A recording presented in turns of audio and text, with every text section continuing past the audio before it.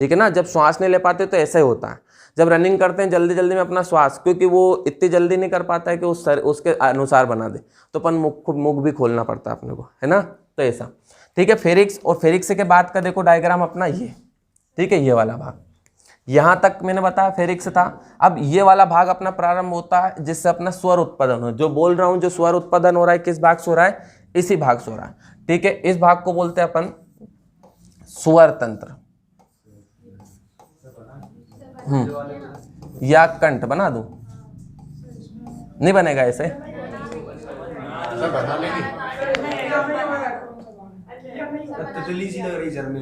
अच्छा ऐसा क्लियर नहीं हो रहा है, चलो ठीक है, पहले बनाने की कोशिश करते हैं फिर इधर देखें। ऊपर का अपन ने भाग देखा था, वही बनाऊं,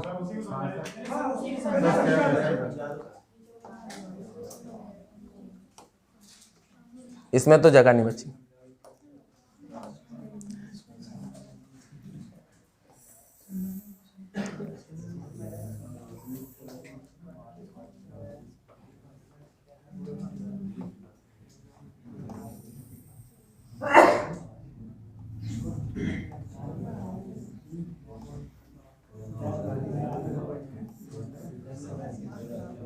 ठीक है, यहां पर अपनी नासिका थी, यहां पर अपन ग्रसनी बोल दें, और ये वाला भाग अपना स्वर तंत्र। अब तो आ रहा है समझ में, लेरिक्स बोलते हैं,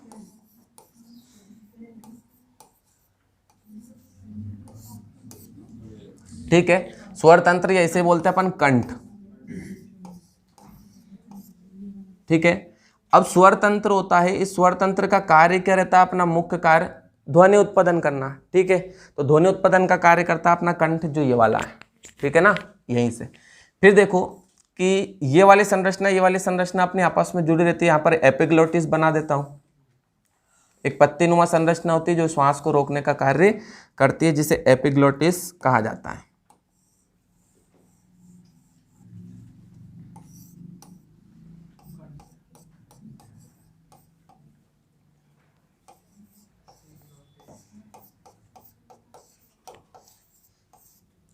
ठीक है, पत्तीनुमा संरचना जो भोजन को श्वसन नाल में जाने से रोकती है, ठीक है। फिर यहीं से अपना प्रारंभ हो जाता है श्वसन।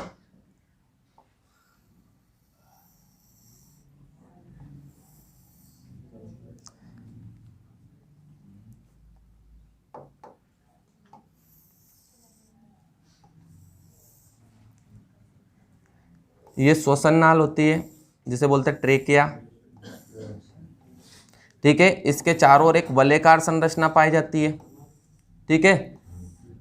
वलयकार संरचना इसलिए पाई जाती है कि ये नलिकाकार संरचना कहीं मुड़े ना, है ना, कहीं तिरछी नहीं हो जाए। क्यों? क्योंकि देखना आपके जैसे पानी भरने की छोटी केबल होती है, मतलब छोटी वो होती है अपनी, क्या है ना, उसमें एक हरे कलर की आती है, ग्रीन कलर के, देखिए उसके ऊपर white white white white rings रहते हैं, ठीक है ना, वो कहीं से मुड़ती नहीं। लेकिन जो लूज वाली रहती है वो कहीं से भी अपनी मुड़ जाती है, तो वो कहीं से मुड़, क्योंकि जहां पर अपन मेन जो मोटर रखी रहती है उसमें वही लगाते हैं अपन कि नली मुड़े ना। तो ऐसे कि इसमें भी वलयकार संरचना पाई जाती है ताकि ये कहीं से मुड़ नहीं पाए, क्योंकि मुड़ेगी और वैसे वैसे इंसान खत्म। तो इसलिए क्या, वलयकार पहले से व्यवस्था की है ना, कोई भी एक पावर तो है जो सबको व्यवस्थित करके ही अपने को भेजा है यहाँ पर, ठीक है। अब ये वाला भाग अपना क्या कहलाता है, तो ये वाला भाग अपना कहलाता है ट्रेकिया, ये बोलते हैं श्वसन नाल,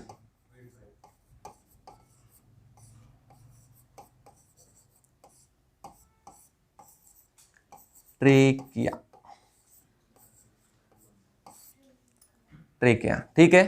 अब देखो कि ये ट्रेकिया होता है, आगे जाकर ये ट्रेकिया वक्ष गुहा में प्रवेश करता है, कहां से, अपना श्वसन, यहां से प्रवेश करेगा, कहां से, यहां तक तो अपने खोपड़ी का भाग रहेगा, और यहीं से प्रवेश करेगा किसमें, वक्ष में।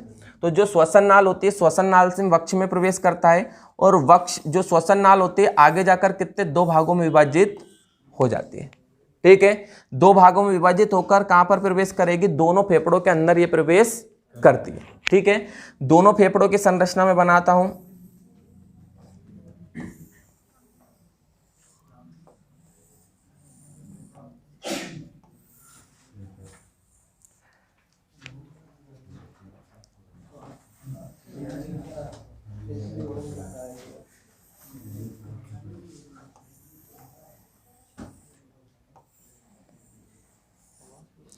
ठीक है, लग रहा है थोड़ा बहुत, है ना। तो ये अपन ने देख लिया। अब देखो कि यहां से अपना प्रवेश करेगा ये भी ऐसे कैसे वलयाकार संरचना इसमें पाई जाती है। तो अपने को ध्यान रखना है कि जब ट्रेकिया दो भागों में विभाजित हो जाता है और दोनों फेफड़ों में क्या करता है, प्रवेश करता है। ठीक है, तो जब ट्रेकिया दो भागों में विभाजित होकर दोनों फेफड़ों में प्रवेश करता है, एक दाएं और एक बाएं, उस समय इस ट्रेकिया को कहा जाता है ब्रोंकस। दिख रहा है नीचे? नहीं दिख रहा है, चलो हटा देते हैं, ये हटा दिया, साथ में ये भी हट गया। ठीक है, ब्रोंकस कहा जाता है, तो मतलब दो भागों में ये विभाजित हो रहा है ये। ठीक है, इस समय इससे क्या कहा जाता है, ब्रोंकस।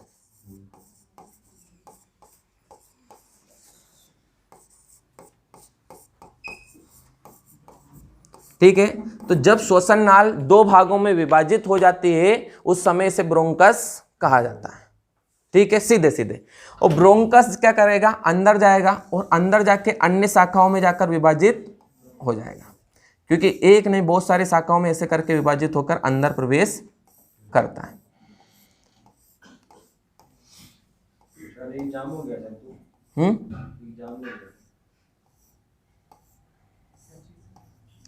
समझ में नहीं आया मेरे को।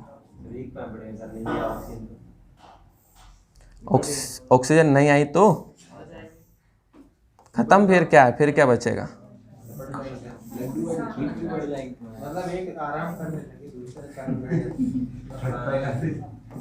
आराम मिल जाएगा और क्या आपको हमेशा के लिए।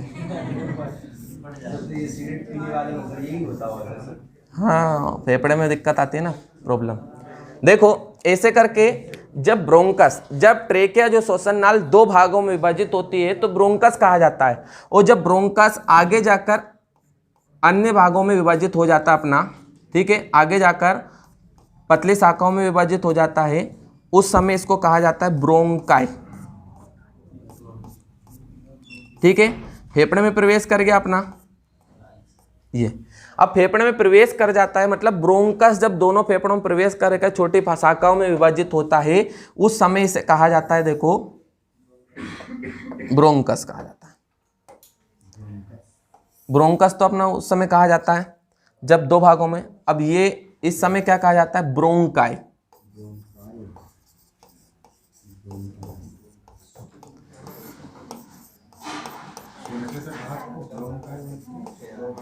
ठीक है, आया समझ में। तो श्वसन नाल जब दो भागों में विभाजित होती है तो ब्रोंकस, और जब दोनों भागों में प्रवेश करके अन्य शाखाओं में विभाजित हो जाता है तो ब्रोंकाई। और जब ब्रोंकाई भी अन्य, देखो पेड़ देखा होगा आपने, वैसा वैसे ही इसमें भी। ठीक है, मान लो ये शाखा है अपनी, तो इसको मैंने बोल दिया क्या, श्वसन नाल। ठीक है, मेन प्रारंभ भी हुआ पेड़, और पेड़ जाकर क्या करेगा, दो तीन शाखाओं में विभाजित होगा स्टार्ट में, तो इसे मैंने क्या बोल दिया, ब्रोंकस।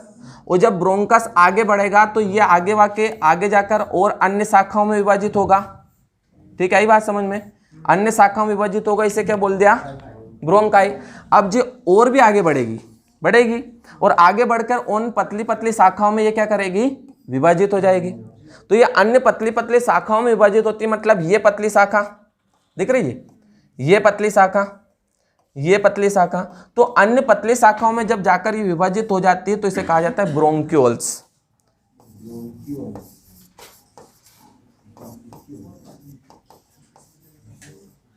क्या कहा जाता है, ब्रोंक्यूल्स।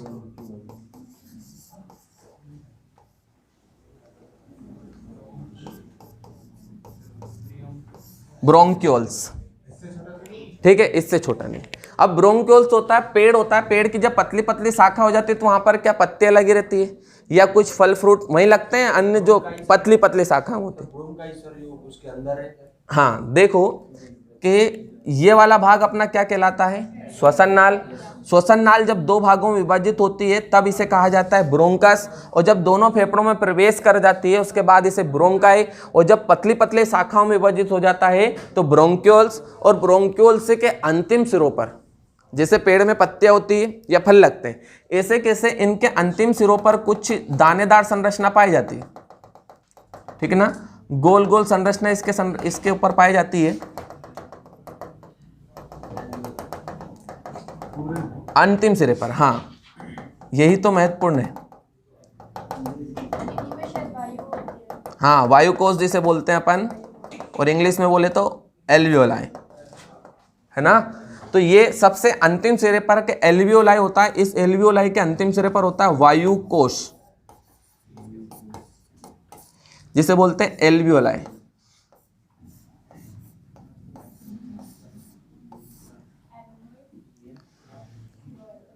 लाई, एल्वियोलाई।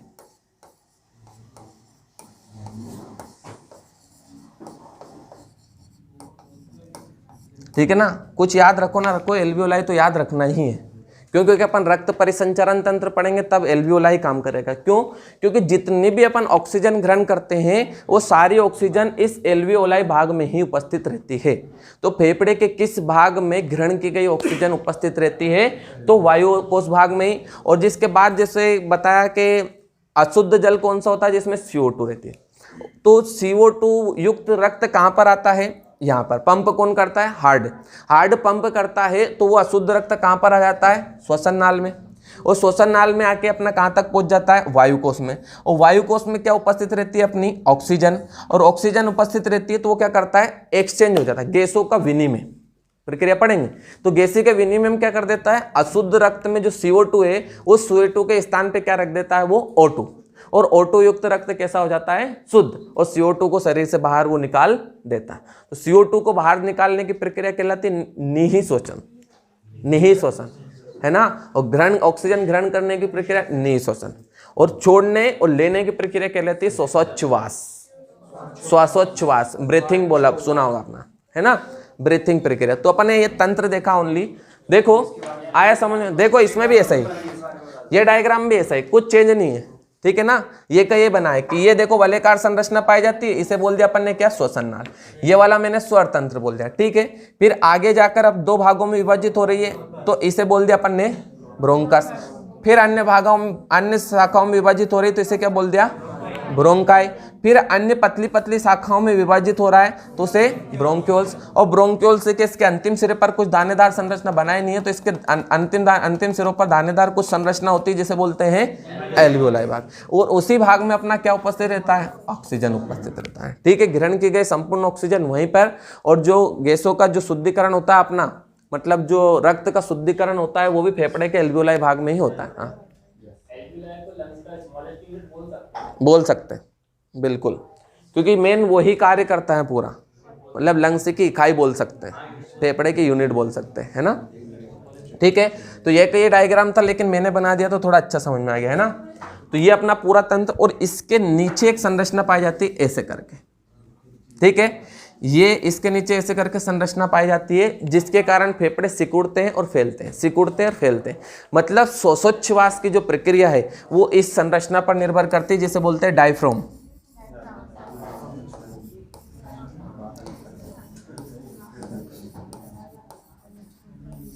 ठीक है, डायफ्राम। तो डायफ्राम होती है अपनी नीचे संरचना बिल्कुल लंग्स की। ये क्या करता है कि जब अपन श्वास लेते हैं उस समय ये क्या करता है? अपने आप को सिकुड़ लेता है। अब अपने आप को सिकड़ेगा तो क्या करेगा कि जो फेफड़े हैं, फेफड़ों को क्या मिल जाएगा? स्थान मिल जाएगा। और जैसे अपन श्वास छोड़ते हैं तो श्वास छोड़ने के समय क्या करता है? ये फैल जाता है और ये अपने फेफड़े छोटे हो जाते हैं। तो देखेंगे अपन निःश्वसन में प्रक्रिया पूछता है कि फेफड़े निःश्वसन में सिकुड़ते हैं या फैलते हैं, पसलियों का आकार बढ़ता है या कम होता है, डायफ्राम बढ़ता है या कम करता है, तो प्रक्रिया अपन अलग देखेंगे। ठीक है। तो डायफ्राम होता है नीचे। एक और डायफ्राम में देखना क्या करता है कि ये उदर गुहा को वक्ष गुहा से अलग करता है, मतलब यहां तक अपने लंग्स फैले हो, और इसके नीचे अपनी क्या जाती है? उदर गुहा, इसके ऊपर वक्ष गुहा। तो उदर गुहा और वक्ष गुहा को कौन अलग करता है? तो डायफ्राम ही है जो उदर गुहा को वक्ष गुहा से अलग करता है।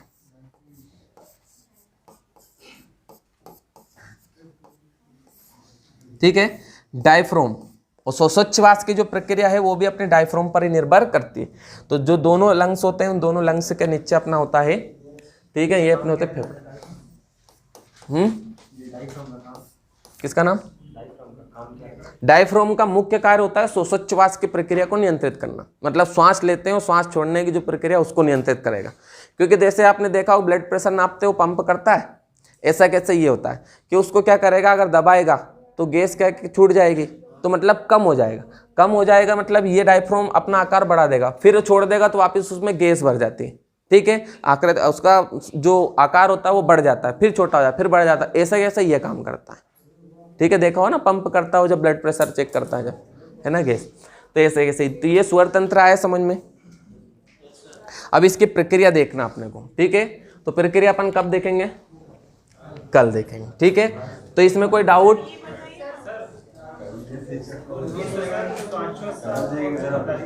वो पूरी प्रोग्रेस है अपनी पूरी।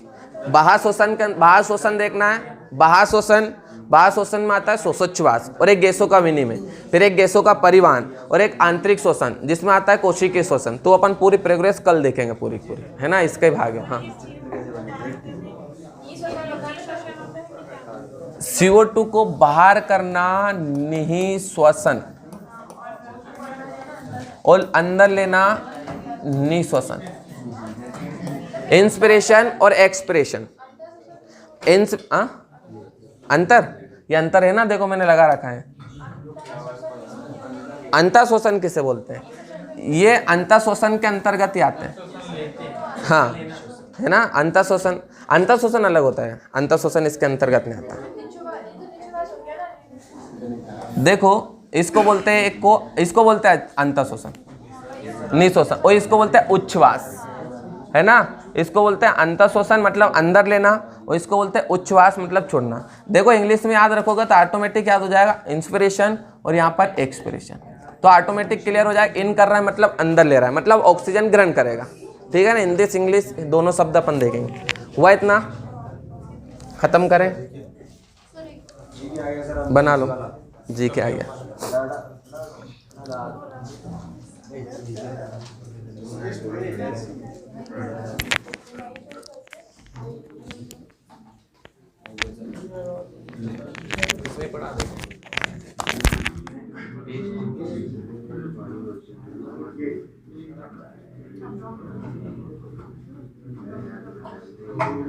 बना लो, पानी पी लो।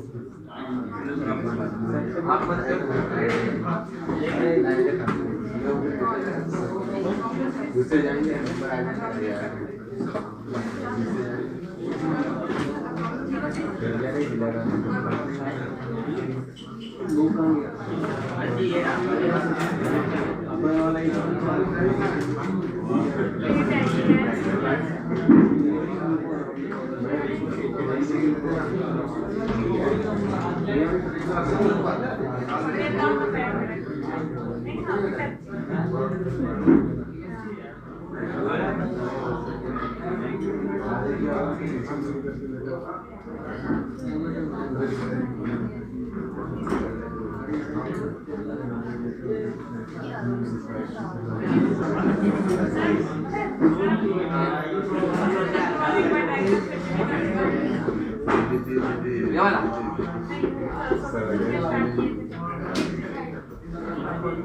ये